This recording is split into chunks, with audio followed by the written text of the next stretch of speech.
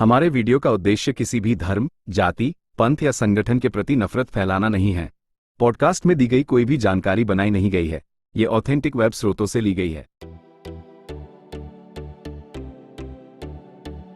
स्वागत है echoes of civilisations में, एक ऐसा पॉडकास्ट जो मानव इतिहास के समृद्ध पहलुओं का अन्वेषण करता है। हमारे साथ जुड़े और विश्व इतिहास के भव्य अध्यायों, प्राचीन सभ्यताओं के रहस्यों और हमारे विश्व को आकार देने वाले असाधारण व्यक्तित्वों की खोज करें।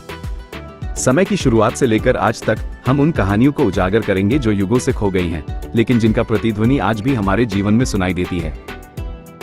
चाहे आप इतिहास के उत्साही हो या केवल अतीत के बारे में उत्सुक हों, एकोज ऑफ सिविलाइजेशन समय के माध्यम से एक अद्वितीय यात्रा प्रदान करता है। हमारे साथ सुने, क्योंकि हम इतिहास की गहराइयों का अन्वेषण करते हैं, संघर्ष, विजय और सभ्यताओं के उत्थान और पतन की कहानियों को उजागर करते हैं। इस पॉडकास्ट में हम मिस्र सभ्यता के बारे में जानेंगे। मिस्र की सभ्यता मानव इतिहास की सबसे पुरानी और उल्लेखनीय सभ्यताओं में से एक, हजारों वर्षों में विकसित हुई और इस क्षेत्र के सामाजिक, राजनीतिक और सांस्कृतिक परिदृश्य को गहराई से आकार दिया। इसकी शुरुआत नील नदी के उपजाऊ क्षेत्रों से हुई, जिसने लगातार खाद्य स्रोत प्रदान किए और प्रारंभिक मानव समुदायों को बसने की अनुमति दी। लगभग 5000 ईसा पूर्व तक इस क्षेत्र में कृषि फली फूली और इसके साथ साथ जटिल सामाजिक ढांचे का विकास हुआ। नील नदी का महत्व अतुलनीय है। हर साल नदी अपने किनारों को बाढ़ से भर देती थी, जिससे खेतों पर पोषक तत्वों से भरपूर गाद जमा हो जाती थी, जिससे प्राचीन मिस्वासी प्रचुर मात्रा में फसल उगा सकते थे। ये कृषि समृद्धि उनकी अर्थव्यवस्था और समाज की रीढ़ थी। इसने न केवल जनसंख्या का भरण पोषण किया, बल्कि पड़ोसी क्षेत्रों के साथ व्यापार को भी सुगम बनाया, जिससे संपत्ति का संचय और शहरों का विकास हुआ। मिस्वासियों ने नील को एक दिव्य उपहार के रूप में देखा और उनके धार्मिक और सांस्कृतिक विश्वासों में इसका महत्व परिलक्षित हुआ। नदी उनके मिथकों में एक केंद्रीय प्रतीक बन गई, जो जीवन, शक्ति और मृत्यु और पुनर्जन्म के प्राकृतिक चक्र का प्रतिनिधित्व करती थी।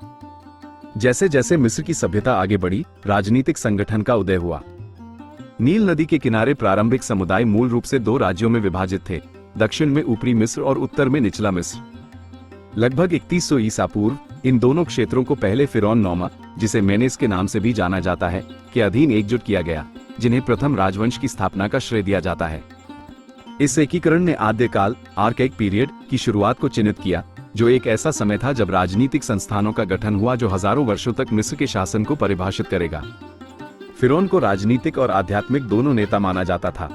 उन्हें देवताओं के पृथ्वी पर अवतार माना जाता था, विशेष रूप से बाज भगवान होरस के। ये दिव्य राजशाही मिस्र के विश्व दृष्टिकोण का केंद्र थी, जहां फिरौन देवताओं और लोगों के बीच मध्यस्थ के रूप में कार्य करता था। मात की अवधारणा, जो सत्य, न्याय और ब्रह्मांडीय व्यवस्था का प्रतीक थी, मिस्र के विचारों में महत्वपूर्ण थी और फिरौन इसके सर्वोच्च संरक्षक थे। मात न केवल शासन में बल्कि धार्मिक प्रथाओं में भी आवश्यक थी। ये सुनिश्चित करती थी कि समाज सामंजस्यपूर्ण ढंग से कार्य करे और देवता संतुष्ट रहें। धर्म मिस्वासियों के रोजमर्रा के जीवन में महत्वपूर्ण भूमिका निभाता था। मिस्वासी बहुदेववादी थे और वे देवताओं और देवियों की एक विस्तृत श्रृंखला की पूजा करते थे। ये देवता जीवन के हर पहलू पर शासन करते थे, चाहे वह प्राकृतिक दुनिया हो या परलोक। पूरे देश में इन देवताओं को सम्मानित करने के लिए मंदिर बनाए गए थे और धार्मिक अनुष्ठान दैनिक जीवन का अभिन्न हिस्सा थे। कुछ प्रमुख देवताओं में रा, सूर्य देवता, ओसिरिस, मृत्यु के देवता, इसिस, जादू और मातृत्व की देवी, और अनुबिस, ममीकरण के देवता थे।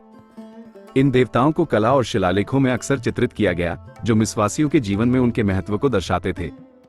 प्राचीन मिस्र की संस्कृति की सबसे परिभाषित विशेषताओं में से एक थी उनकी मृत्यु और परलोक के प्रति जुनूनी आस्था। उनका मानना था कि पृथ्वी पर जीवन केवल एक अस्थायी चरण था और सच्चा अस्तित्व मृत्यु के बाद शुरू होता है। इस विश्वास ने विस्तृत मकबरों के निर्माण और ममीकरण की प्रथा को प्रेरित किया। मिस्वासी मानते थे कि आत्मा, जिसे का कहा जाता था, के परलोक में जीवित रहने के लिए शरीर का संरक्षित रहना आवश्यक था। इससे ममीकरण की तकनीकों का विकास हुआ, जो समय के साथ और अधिक परिष्कृत हो गईं। मकबरे स्वयं मृतकों को परलोक में उनकी सभी आवश्यकताओं की पूर्ति के लिए डिजाइन किए गए थे, जिसमें भोजन, फर्नीचर और यहाँ तक कि सेवक भी शामिल थे, जिन्हें अक्सर शाप्ती नामक छोटी मूर्तियों के रूप में दर्शाया गया था। शायद प्राचीन मिस्र के सबसे प्रसिद्ध प्रतीक पिरामिड हैं, विशेष रूप से गीजा का महान पिरामिड, जिसे चौथे राजवंश के दौरान फिरौन खुफू के लिए बनाया गया था। ये विशालकाय संरचनाएं फिरौन के मकबरे के रूप में कार्य करती थी और माना जाता था कि ये उनकी आत्माओं को परलोक में मार्गदर्शन करने में मदद करती थी। पिरामिडों का निर्माण आज भी आश्चर्य और रहस्य का विषय है, क्योंकि मिस्वासियों ने अपेक्षाकृत प्रारंभिक तकनीक के साथ इन महान कार्यों को अंजाम दिया। हजारों मजदूरों ने विशाल पत्थर के ब्लॉकों को खींचने, ढलान बनाने और मानव प्रयासों से स्थानांतरित करने में वर्षों तक काम किया। जिस सटीकता के साथ इन संरचनाओं का निर्माण किया गया है वह अद्भुत है और वे आज भी प्राचीन मिस्र की वास्तुकला और इंजीनियरिंग कौशल के प्रमाण के रूप में खड़ी हैं। पुराने राज्य ओल्ड किंगडम को अक्सर पिरामिडों का युग कहा जाता है। यह महान समृद्धि और सांस्कृतिक विकास का समय था। हालांकि अंततः यह एक अस्थिरता के दौर में प्रवेश कर गया, जिसे प्रथम मध्यवर्ती काल फर्स्ट इंटरमीडिएट पीरियड के रूप में जाना जाता है। फिरौन की केंद्रीकृत शक्ति कमजोर हो गई और क्षेत्रीय गवर्नरों, जिन्हें नोमार्क्स कहा जाता था, ने अपनी स्वतंत्रता का दावा करना शुरू कर दिया। ये राजनीतिक विखंडन का दौर लगभग एक शताब्दी तक चला, जिसके बाद मिस्र को मध्य राज्य मिडिल किंगडम के फिरौन द्वारा फिर से एकजुट किया गया। मध्य राज्य पुनःस्थापन और स्थिरीकरण का समय था, जिसके दौरान कला और साहित्य फले फूले।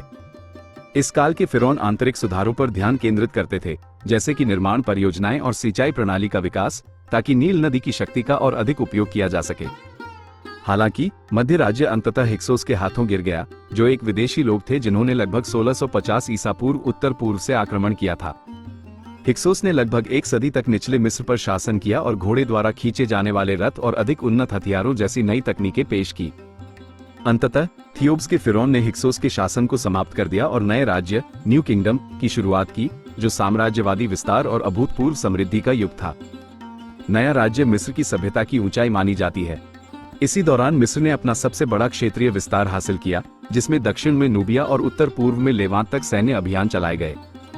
इस काल के फिरौन, जैसे थुटमोस तृतीय और रामसेस द्वितीय, योद्धा राजा थे जिन्होंने मिस्र को शक्ति और प्रभाव के नए शिखरों पर पहुंचाया। रामसेस द्वितीय, जिन्हें रामसेस महान के नाम से भी जाना जाता है, अपने सैन्य कारनामों और अबू सिम्बल के मंदिरों सहित भव्य संरचनाओं के निर्माण के लिए विशेष रूप से प्रसिद्ध हैं। नए राज्य के सबसे दिलचस्प व्यक्तियों में से एक थी रानी हतशेप्सुट, जो मिस्र के इतिहास में कुछ महिला फिरौन में से एक थी। हतशेप्सुट अपने सैन्य विजय के लिए नहीं, बल्कि अपनी शांतिपूर्ण शासन और व्यापक निर्माण परियोजनाओं के लिए जानी जाती हैं। उन्होंने मिस्र के सबसे प्रभावशाली स्थापत्य उपलब्धियों में से एक दीर एल बहरी में समाधि मंदिर के निर्माण का आदेश दिया, जो आज भी उनकी विरासत के प्रमाण के रूप में खड़ा है। हतशेप्सुट का शासनकाल समृद्धि का था और उन्हें मिस्र के सबसे सफल शासकों में से एक माना जाता है। नए राज्य को धार्मिक परिवर्तन ने भी चिन्हित किया, विशेष रूप से अखेनातेन के शासनकाल के दौरान, जिन्होंने एक ही देवता अतेन सूर्य डिस्क की पूजा शुरू करके मिस्र के धर्म में क्रांति लाने का प्रयास किया। अखेनातेन के धार्मिक सुधार कट्टरपंथी और अत्यधिक विवादास्पद थे। उन्होंने राजधानी को एक नए शहर अखेतातेन, आधुनिक अमरना, में स्थानांतरित कर दिया और अन्य देवताओं को समर्पित मंदिरों को बंद करने का आदेश दिया। हालांकि उनके एकेश्वरवादी प्रयोग अल्पकालिक रहे। उनकी मृत्यु के बाद पारंपरिक धार्मिक प्रथाओं को जल्दी ही बहाल कर दिया गया और उनके उत्तराधिकारी तुतनखामुन ने राजधानी को थियोब्स में वापस कर दिया। तुतनखामुन, जो आज 1922 में उनकी लगभग अछूती कब्र की खोज के कारण प्रसिद्ध हैं, मिस्र के इतिहास में अपेक्षाकृत मामूली भूमिका निभाते हैं और उनकी 19 वर्ष की आयु में हुई प्रारंभिक मृत्यु अभी भी अटकलों का विषय है। नए राज्य की उपलब्धियों के बावजूद मिस्र अंततः गिरावट के दौर में प्रवेश कर गया। बाहरी आक्रमणकारी बलों, जैसे समुद्री लोगों के दबावों के साथ साथ आंतरिक कलह ने साम्राज्य को कमजोर कर दिया। तीसरे मध्यवर्ती काल थर्ड इंटरमीडिएट पीरियड ने एक बार फिर मिस्र के विखंडन को देखा, जिसमें देश के विभिन्न हिस्सों में प्रतिस्पर्धी राजवंशों ने शासन किया। इस समय के दौरान विदेशी शक्तियों, जिनमें लिबियाई, नूबियन और असीरियन शामिल थे, ने मिस्र पर प्रभाव डाला। प्राचीन मिस्र के इतिहास का अंतिम अध्याय सिकंदर महान द्वारा 332 बीसी में मिस्र की विजय के साथ आया। उनकी मृत्यु के बाद मिस्र पर यूनानी भाषी शासकों की एक पंक्ति, टोलेमिक वंश, का शासन हुआ, जिन्होंने प्राचीन मिस्र की कई परंपराओं को बनाए रखा, जबकि साथ ही हेलेनिस्टिक तत्वों की शुरुआत की। टोलेमिक शासकों में सबसे प्रसिद्ध थी क्लियोपेट्रा सप्तम, जिन्होंने बढ़ती रोमन शक्ति के सामने मिस्र की स्वतंत्रता बनाए रखने की कोशिश की। उनकी जूलियस सीजर और बाद में मार्क एंटनी के साथ गठबंधन किंवदंती बन गई, लेकिन अंततः 30 ईसा पूर्व में रोमनों के हाथों मिस्र का पतन हो गया, जो फिरौन काल के अंत को चिन्हित करता है। अपने लंबे इतिहास में मिस्र सांस्कृतिक और बौद्धिक उपलब्धियों का केंद्र था। कला, वास्तुकला, गणित और चिकित्सा में उनके योगदान ने न केवल प्राचीन दुनिया को प्रभावित किया, बल्कि बाद की सभ्यताओं को भी प्रभावित किया। धार्मिक ग्रंथों और स्मारक शिलालेखों के लिए प्रयुक्त चित्रलिपि लेखन प्रणाली प्राचीन विश्व में सबसे परिष्कृत लेखन प्रणालियों में से एक थी। मिस्र की कला, जो अपनी अत्यधिक शैलीबद्ध और प्रतीकात्मक प्रकृति के लिए जानी जाती है, धार्मिक और अंतिम संस्कार प्रथाओं से गहराई से जुड़ी हुई थी। मिस्वासी चिकित्सा में भी अग्रणी थे, विभिन्न बीमारियों के लिए उपचार विकसित कर रहे थे और ऐसे शल्य चिकित्सा कर रहे थे जो उस समय से बहुत आगे थी। प्राचीन मिस्र की विरासत आज भी आधुनिक दुनिया को मंत्रमुग्ध करती है। उनके स्मारक जैसे पिरामिड और लक्सर और कारनाक के मंदिर हर साल लाखों आगंतुकों को आकर्षित करते हैं। फिरौन की कब्रों में मिली मम्मियां और खजाने एक झलक प्रदान करते हैं उस सभ्यता की जो अपने प्राचीन मूल के बावजूद आज भी विस्मय और आश्चर्य को प्रेरित करती है। मिस्र की कहानी लचीलापन, रचनात्मकता और प्राकृतिक और दैवीय दोनों से गहरे संबंध की कहानी है। एक ऐसी सभ्यता जो 3 सहस्राब्दियों से अधिक समय तक इतिहास और मिथक के चौराहे पर खड़ी रही। हमारी वीडियो आपको कैसी लगी कमेंट बॉक्स में जरूर बताएं और हमारा चैनल सब्सक्राइब करना न भूलें।